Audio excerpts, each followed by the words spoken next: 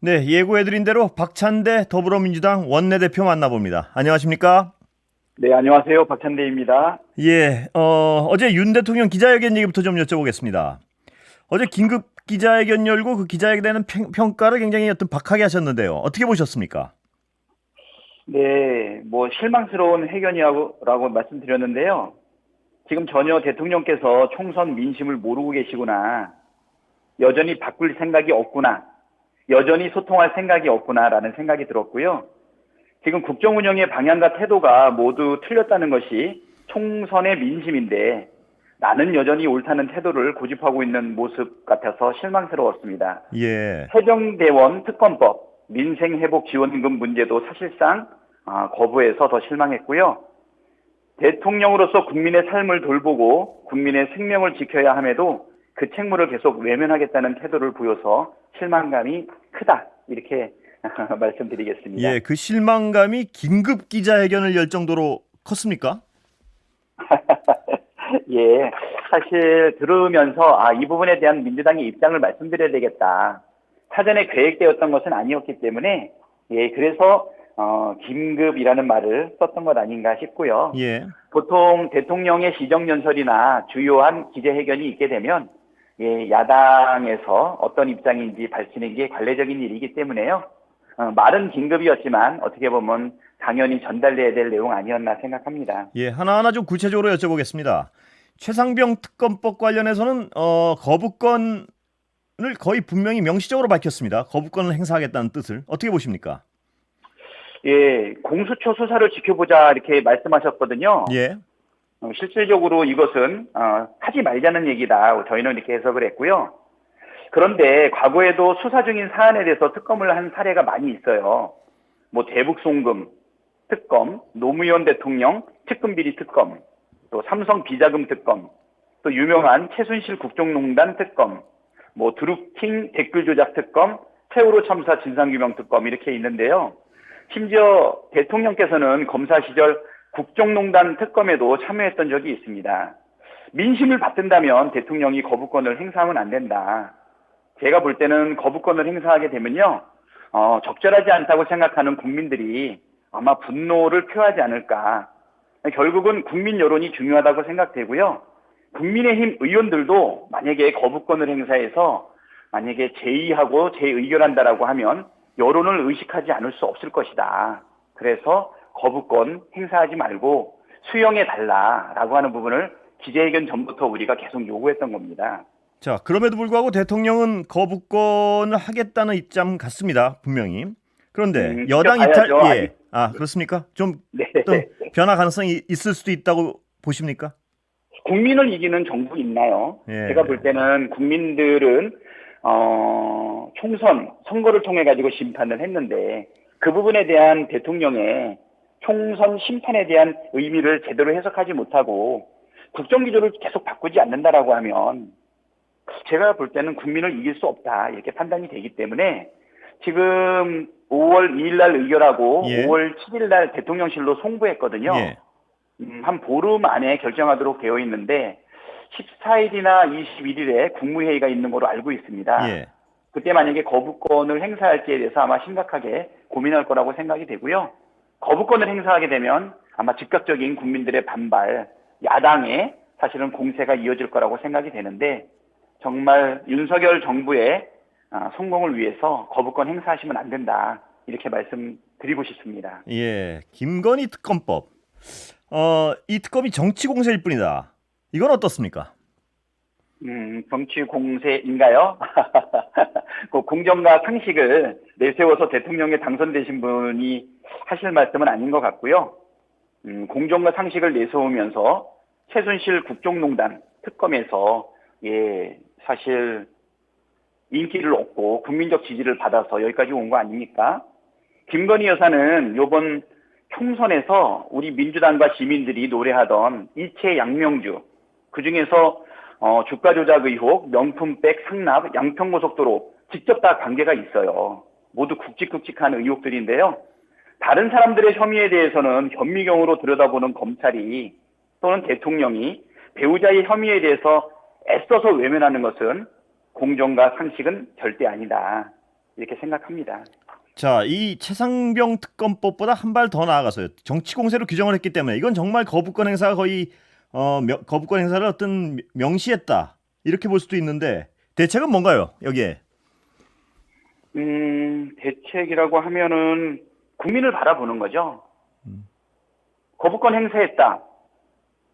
또 거부권 행사했다. 지금 윤석열 대통령 취임한 지 2년밖에 안 되는데 벌써 9번의 거부권을 행사를 했고요. 예.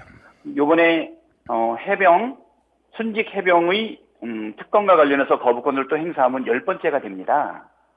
국민적 분노, 그다음에 삼권 분립 위배, 그리고 입법부의 입법 권한에 대한 침해, 이것이 언제까지 계속될 수 있을까요? 예. 제가 볼 때는 벌써 2년 만에 10번, 11번, 12번 이러다가 얼마 안 있어 이런 뉴스를 접할 것 같아요.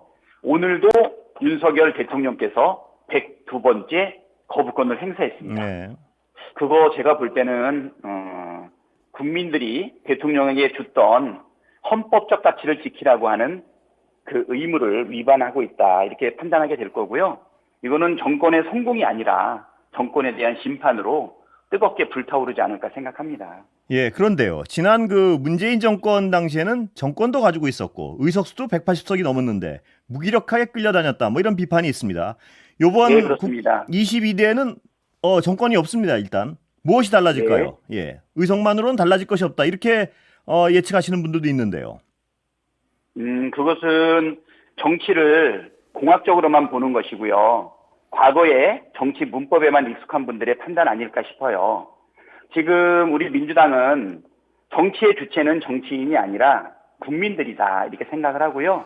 현명하고 집단 지성화되어 있는 우리 국민들께서 현명하게 판단할 거라고 생각이 됩니다.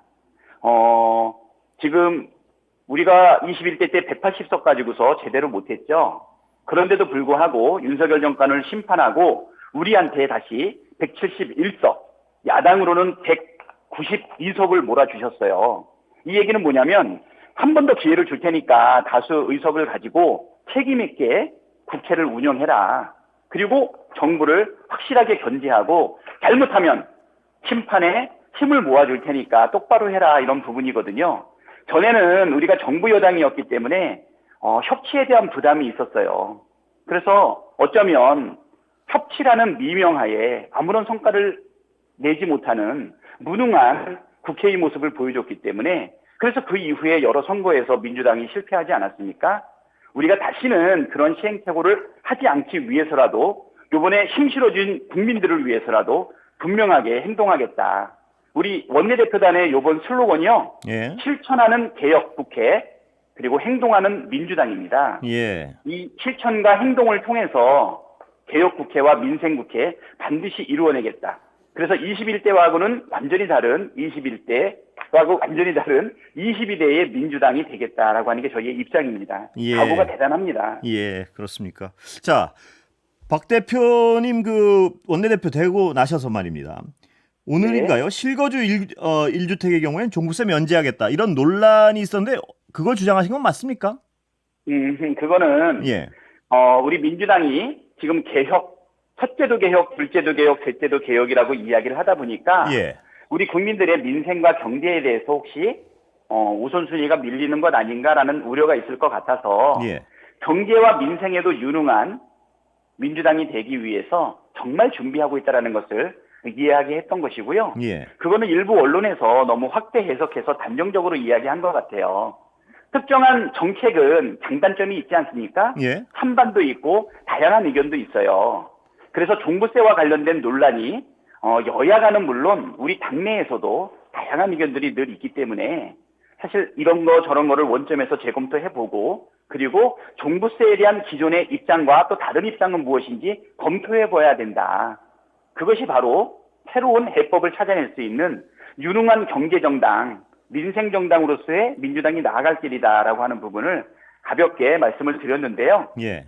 인터뷰에 직접 참여하지도 않은 언론사가 너무 확대 해석하고 단정적으로 얘기하지 않았나 이렇게 예. 생각합니다. 근데 그럼에도 불구하고 박 대표님 어떤 개인적 의견은요. 실거주 1주택의 경우 종부세를 면제하는 방향으로 가야 된다는 걸 찬성하시는 건가요? 어떻습니까? 상당히 공감 갈 수 있는 부분이라고 생각을 해요. 그렇지만 정책이라고 하는 것은 한 정치인의 신념을 가지고 가는 건 아니라고 보고요. 결국은 아까도 말씀드렸듯이 국민들의 의견을 수렴해야 되겠죠. 그래서 이것은 옳은 일이다. 그래서 이렇게 가야 된다. 이제 더 이상 우리 국민들은 일부 정치인들에 의해서 설득당할 존재이거나 아니면 통제받을 존재가 아니라는 거죠. 우리가 이런 생각을 가지고 있는 부분에 대해서 국민들의 의견을 좀 더 폭넓게 들어야 되겠죠. 분명히 여기에는 반대하는 부분, 국민들과 찬성하는 국민들이 공존해 있을 것이고요. 심각한 숙고와 다양한 노력 끝에 합의에 이를 수 있는 길을 찾아나가는 것이 좋다. 예. 이런 입장이다.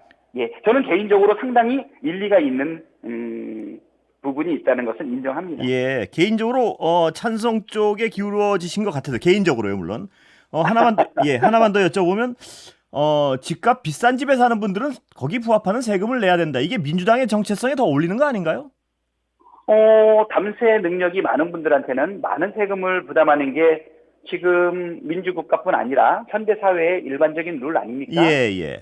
예, 담세 능력이 있는 분, 더 많은 소득이 있는 분, 많이 버는 분들한테는 많이 세금 내고, 적게 버는 분들한테는 적게 세금 내고, 재산이 많은 분들한테는 더 세금을 부담하고, 재산이 적은 분들한테는 덜 부담하고, 이게 조세를 대하고 있는 일반적인 상식과 원칙이죠. 예. 근데 이 원칙과 상식 범위 안에서 법안을 구체적으로 어떻게 설계하느냐, 그것이 바로 능력 아니겠습니까?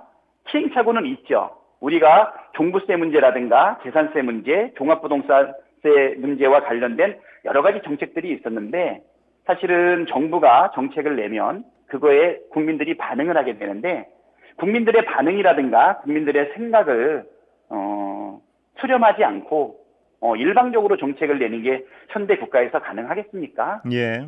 네. 예. 다른 질문 좀 넘어갈까요? 혹시? 네. 예. 그 영수회담 어떻게 평가하십니까? 원내대표로서 협상의 물꼬가 터졌다. 뭐 이렇게 평가하시는 분들도 있고 이럴 바에야 뭐하러 하느냐. 어느 쪽이십니까? 대표님은? 대통령께서 소통에 대한 개념이 남들과 좀 다르신 것 같아요. 영수회담 한다고 할 때 사실 총선 결과에 대해서 대통령께서 이런 말씀하셨잖아요. 국정 운영의 방향은 맞았는데 국민들이 이해하지 못했다. 소통이 부족했다 이렇게 말씀하셨는데 예. 그거 굉장히 부적절한 말씀이거든요. 예. 국민은 분명하게 윤석열 정부를 심판했는데 국정 운영의 방향이 맞았다니요. 그러면 정부와 대통령은 맞았는데 국민들이 잘못 판단해서 심판했다는 거 아닙니까? 그래서 적절하지 못했는데 그거를 만회하기 위해서 영수회담을 했던 것 같아요. 근데 태도를 보시면 그냥 덕담 정도 나누고 갑자기 비공개로 들어가서 어떤 것도 오픈하지 못하게끔 만들려고 했던 것 아닌가. 꼼꼼하게 야당 대표께서 준비해간 국민들의 목소리를 한 10여 분 이상 얘기하는 것으로 영수회담의 이야기가 나왔는데요. 결국 대통령과 야당 대표 간에 어떤 것도 합의에 이르지 못했고 공동의 성명도 없지 않았습니까? 지금과 같이 대통령이 인식을 한다라고 하면 실질적으로 앞으로 있을 영수회담 물꼬를 트기는 했지만 어떤 성과가 있을까 사실은 회의적입니다. 그러면 박 대표님은 이런 식이라면 앞으로 할 필요 있겠냐 이 입장이신 건가요? 어떻습니까? 그렇죠. 인내가 많이 필요하겠죠. 기대는 예. 적지만 예. 혹시나 하고 이번 기자회견도 그렇지 않습니까? 영수회담 완전히 아닌데 또 기자회견을 한다고 하니까 우리도 지켜봤던 거죠. 혹시나 하고 하지만 결과는 역시나였고요. 그래서 아까 우리 앵커께서 말씀하신 것처럼 왜 갑자기 긴급 기자회견을 했냐. 예. 역시나라는 결과가 나오니까 이 부분에 대한 우리의 입장을 분명하게 밝히기 위해서 계획에 없던 기자회견을 하게 됐던 거고요. 그게 바로 이제 긴급 기자회견의 형태로 나갔던 것이다. 이렇게 예. 말씀드립니다. 네. 자, 그럼 좀 구체적인 얘기 하나만 여쭤보겠습니다. 저출생 대응 기획부 신설 협조하실 건가요? 지금 저출생 문제를 국가적 차원에서 종합적으로 대응해야 되겠다. 사실 요 한 건에 대해서는 상당히 공감 가는 이야기예요. 예. 지금 대한민국이 70년 동안 사실 저개발 국가에서 상당히 발전하지 않았습니까? 산업화도 이루어내고 그 과정에 민주화도 이뤄낸 정말 세계에서 유일무이한 나라로 인정받고 있어요. 선진국에 진입했다. 아니면 선진국 문턱에 있다. 지금 위기가 오고 있는데요. 이 위기 중에 가장 중요한 부분은 뭐였냐면 인구 소멸 아닙니까? 예. OECD 국가 중에 출산율 꼴찌. 0.6, 예. 0.7 이렇게 지금 나오고 있는 상황이라 저출생 문제를 국가적 차원에서 종합적으로 대응해야 한다라고 하는 윤석열 대통령의 말씀과 취지에는 공감을 하고 있습니다. 그렇지만 세부적인 내용은 어떻게 되는지 정부안을 꼼꼼하게 살펴보고 협조할 것은 협조하고 또 부족한 부분은 지적하고 해야 되지 않을까 생각하는데요. 예. 이 부분은 꼭 필요하다.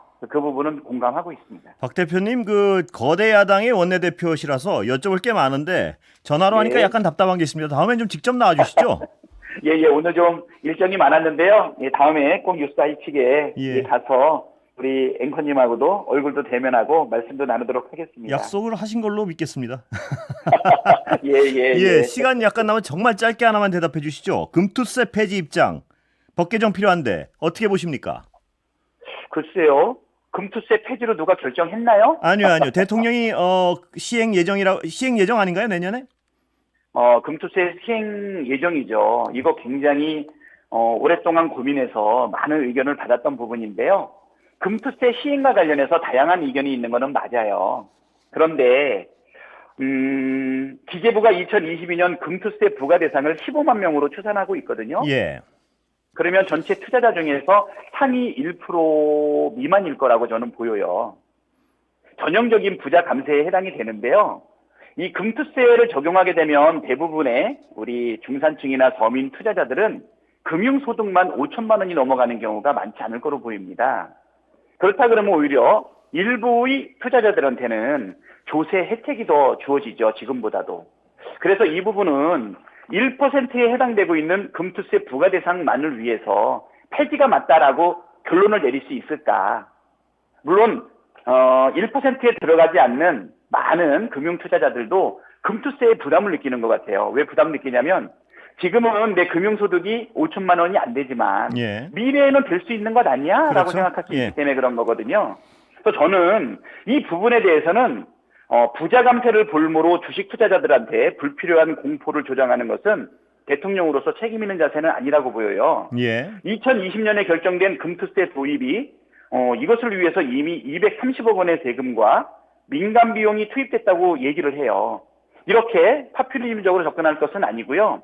금투세와 관련된 그 이익이 얼마나 되는지 아니면 부담이 얼마나 되는지에 대해서 국민들과 함께 충분히 소통하고 합리적으로 결정을 해야 됩니다.